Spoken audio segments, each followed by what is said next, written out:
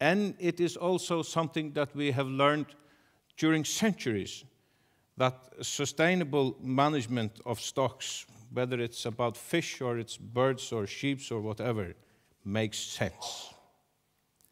So let's say that we are going into the proactive reaction, including this commitment based on common sense.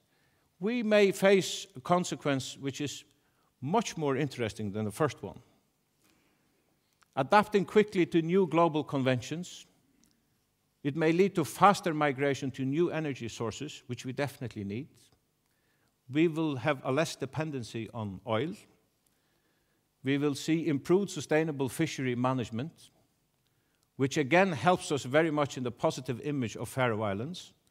And a positive image of Faroe Islands is an asset also in branding these islands as a tourist destination, for instance, and building up a sustainable tourism in these islands as well. It will give us an improved market position as it is recognized that we are sensible in our way of dealing with these matters. And it will give us a possibility and provoke a development of a new green industry, understood like could be invention of new tools, new technology, new ways of saving CO2, like with new propellers or whatever. It is also possible that we would be in a better position to enter into a dialogue regarding special needs of our islands, and it will lower the costs and increase the welfare. So that is the way we would like to see it move forward in the future, and look for the opportunities instead of only looking at the threats. In order to get forward with this, we look at 3 steps. The first thing that we, I think, came to or agreed upon was that a political debate is not enough. A political debate in itself doesn't move anything. It works far too slowly. We need some action, and we need some public participation in this discussion on how to go forward. So the first one was create awareness and bring the issue on the top of the agenda. And I think that we have already succeeded in doing that by setting up this TransAtlantic Climate Conference. And we've seen a huge interest in this subject from the entire public today. The second move, let's create a green catalog. A green catalog on how to reduce fuel consumption in the Faroe society and how to improve sustainability.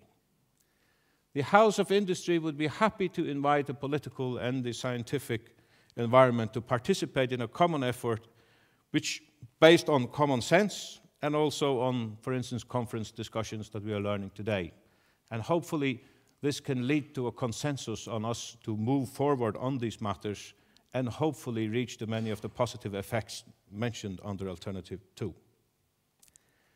The third one is to establish a climate institute in Faroe Islands. A climate institute which can definitely improve our knowledge base, and from this knowledge base we can develop further.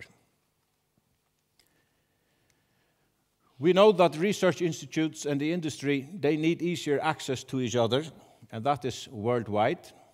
The industry needs sustainable technologies that reduce energy consumption and negative impact on the marine environment. And the research institutes need capital and feedback from the industry to undertake the needed research.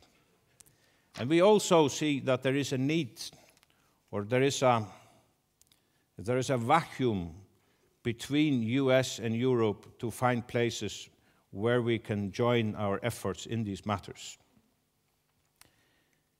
Our solution to this is that we should establish a marine center of excellence in the Faroe Islands, an institute for coordination of applied research and innovative projects with marine science and technology.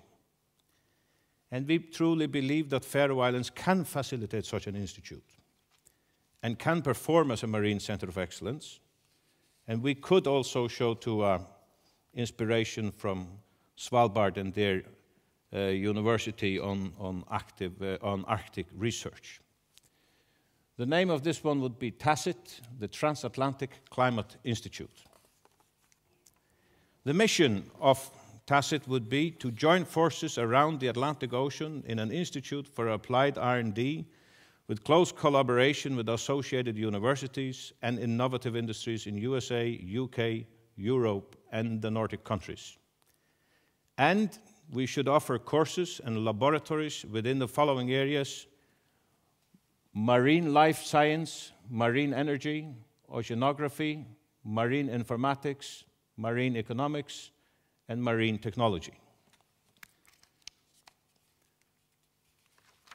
The vision is that 5 years from now, TACIT will be a global center of excellence within marine research and development because of its ability to make a difference in implementing new know-how and technology. And this vision is reached by the following success criteria, and these are very ambitious success criteria. We will have a formalized collaboration with the relevant and esteemed university and research institutions across the Atlantic Ocean. We will have innovative industries who prefer to cooperate with TACIT on marine technology development. And the institute would house 1,000 international students together with 100 PhD students and postdoc people attached to the university. But these will not necessarily be people residing in the Faroes. They can be attached to TACIT, although they are enrolled in other universities, both in US and in Europe. And even if we only reach half that number, it would be a huge success.